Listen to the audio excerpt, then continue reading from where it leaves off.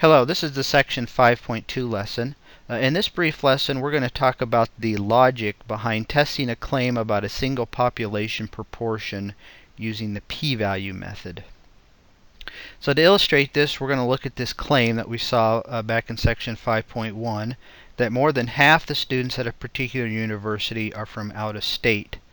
And so the parameter of interest is p, the proportion of all students from this university that are from out of state. So the hypotheses are the null that p equals 0.5, and the alternative is that p is greater than 0.5. So to test these hypotheses, we went out and collected some data by surveying 95 students and found that 62.1% of them are from out of state. Now this sample proportion of 62.1% is what we generically call the sample statistic. Now let's make an observation. This sample proportion of 0.621 is larger than expected, assuming the null hypothesis is a true statement. We can think of these hypotheses as being two competing mathematical statements. For the sake of argument, we're going to assume that the null hypothesis is a true statement, and we're going to base all our calculations based off of that assumption, and then based off those calculations we're going to determine if that assumption is reasonable or not. Okay. So this sample proportion of 0.621 is large, assuming the null hypothesis is a true statement, but is it unusually large? Well, to answer that question, we're going to use this unusual event guideline that we first saw way back in Chapter 2, which informally says that an observed number is unusually large if the probability of it or more is small. And small here typically means like less than 0.05.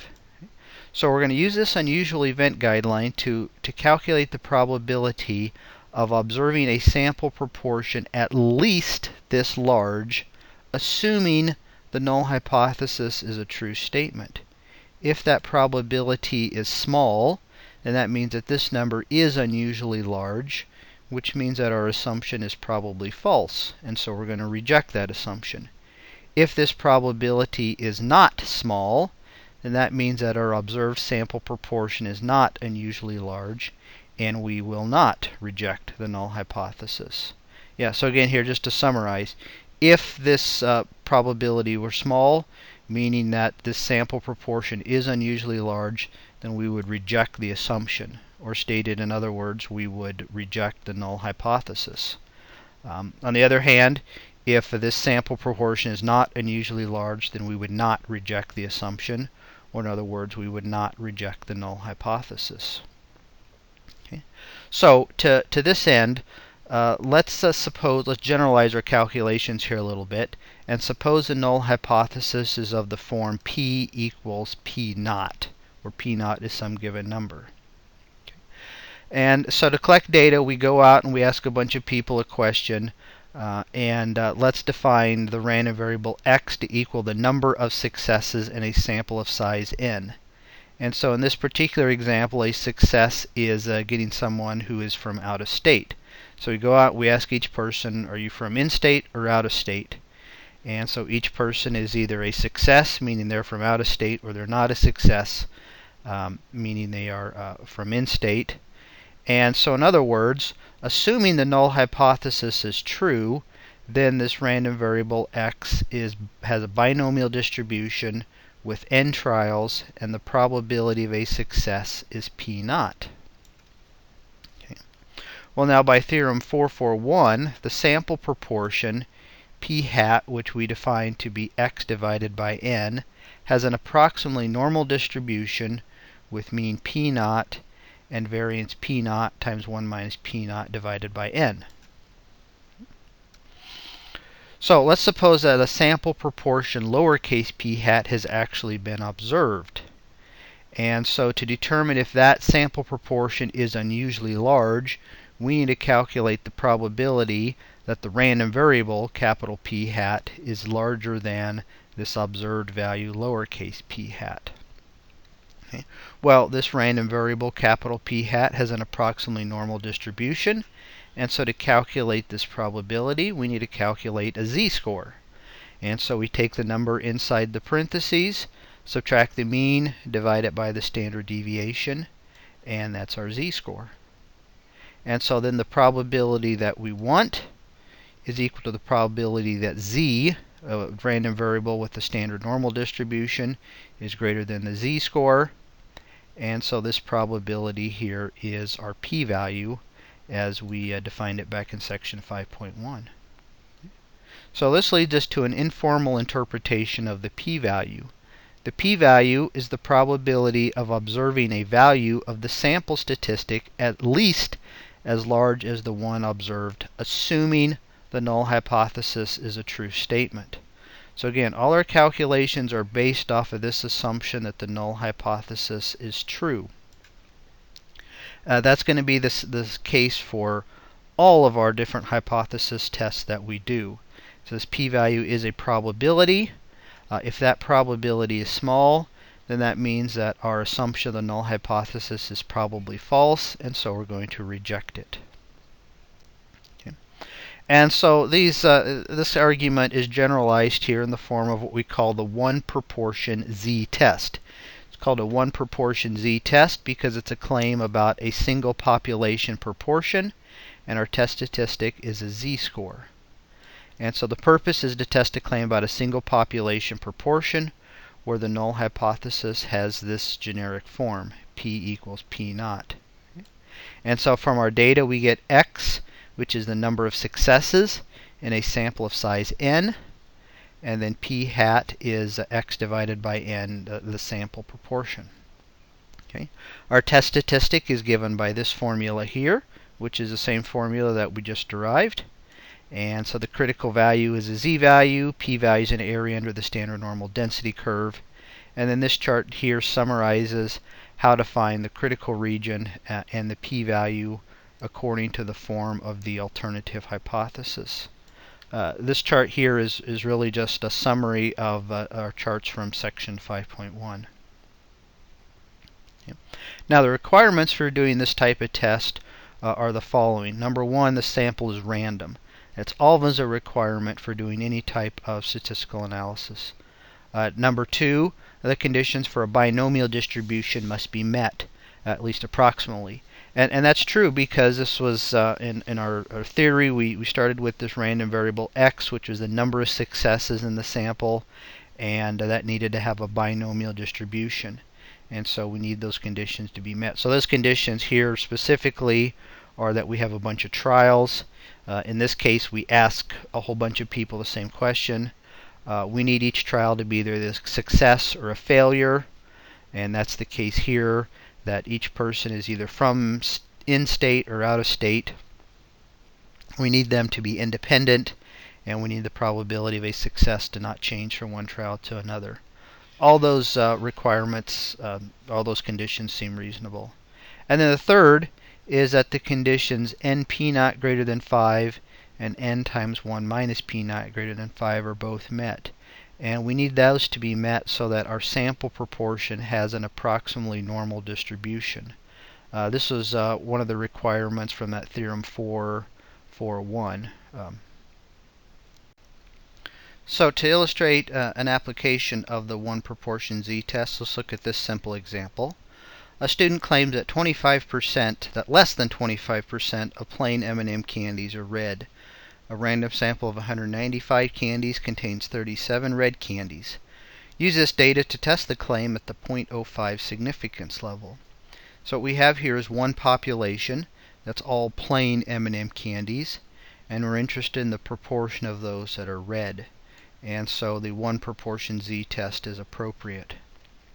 The first step in any hypothesis test is to define the parameter about which the claim is made. In this case, we're making a claim about the proportion of all M&M candies that are red. And we stress the word all here because it's a claim about the large population of all M&M candies, not just the 185 in our sample. So the next step is to set up our hypotheses. So the claim in a mathematical notation is that p is less than 0.25, And so that gives us the null hypothesis p equals 0.25, and the alternative is that p is less than 0.25. Third step is to calculate our test statistic. And so our sample proportion is the number of successes, which in this case the number of red candies, divided by the sample size, and so we get 0.190. And so in our sample we got 19% red candies. Next we calculate our test statistic. Here's the formula. We plug things in and we get our test statistic a negative 1.93. Next we find either our critical value or our p-value. This is a left-tailed test because our alternative hypothesis has a less than sign, and so our critical value is negative z sub 0.05, which from our critical z-value table we get that to be negative 1.645. P-value is the area underneath the standard normal bell curve to the left of the test statistic, negative 1.93. From our z-score table we find that area to be about 0.02. Next we come to our technical conclusion.